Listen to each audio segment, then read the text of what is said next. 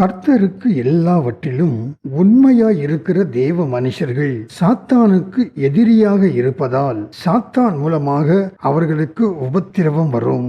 அதே சமயம் தேவ ஜனங்கள் தேவனை விட்டு தூர விலகும் போது தேவனுடைய கோபம் தேவ ஜனங்கள் மேல் வரும் என்பதையும் நாம் நினைவில் வைத்துக் கொள்ள வேண்டும். தேவ கோபம் நம்மில் வரும்போது அவரோடு மன்னிப்போடு ஒப்புரவாகி கர்த்தருடைய வழியில் நடக்கும் போது நாம் நிச்சயமாக விடுதலையை காண்போம். கிறிஸ்தவ வாழ்க்கை என்பது போராட்டம் நிறைந்த வாழ்க்கை. ஆவியானவர் எப்போதும் நம்மோடு இருப்பதால் சாத்தான் மூலமாக வருகிற போராட்டத்தில் ஜெயம் காணும்படியாக ஆவியானவரை போராட்ட களத்தில் இறங்க கர்த்தருக்கு கட்டளை கொடுக்க வேண்டும். வாசிப்போம். ஏசாயாவின் புத்தகம் 45வது அதிகாரம் 11வது வசனம். இஸ்ரவேலின் பரிசுத்தரும் அவனை உருவாக்கினவரும் ஆகிய கர்த்தர் சொல்லுகிறதாவது, வருங்காரியங்களை என்னிடத்தில் கேளுங்கள், என் பிள்ளைகளை குறித்தும் என் கரங்களின் கிரியைகளை குறித்தும் எனக்கு கட்டளை இடுங்கள் என்று எழுதப்பட்டுள்ளது. தேவ ஜனங்களே, வசனங்கள் மூலமாக காரியங்களை சாதிக்க வேண்டும் என்றால் நாம் வசனங்களை பேச வேண்டும்.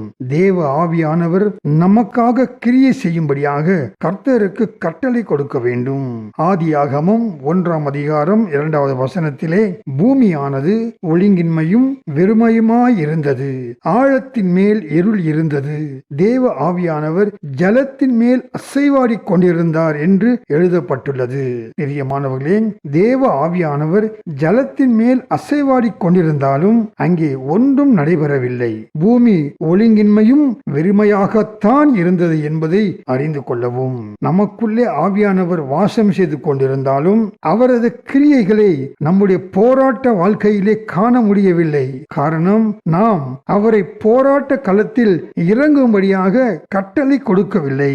கர்த்தர் உண்டாக்க கடவுது என்று சொல்லும் வரையில் ஆவியானவர் ஜலத்தின் மேலே ஓய்வாகவே அசைவாடி கொண்டிருந்தார். ஆனால் தேவன் ஒவ்வொன்றையும் உண்டாக்க கடவுது என்று சொன்னபோது ஆவியானவர் கிரியை நடப்பித்தார். நாம் வசனங்களை தேவ சமூகத்தில் பேசாத வரையில் ஆவியானவரின் கிரியைகளை நாம் பார்க்கவே முடியாது. விடுதலையை காணும் வரை வசனங்களை தொடர்ந்து பேச வேண்டும் மற்றும் அறிக்கை செய்து கொண்டே இருக்க வேண்டும். இயேசு கிறிஸ்துவின் நாமத்தினாலே நமக்கு கொடுக்கப்பட்ட அதிகாரத்தோடு சாத்தானை வசனங்களை பேசியே இயேசு கிறிஸ்துவின் நாமத்தில் அவனை ஓட ஓட விரட்ட வேண்டும்.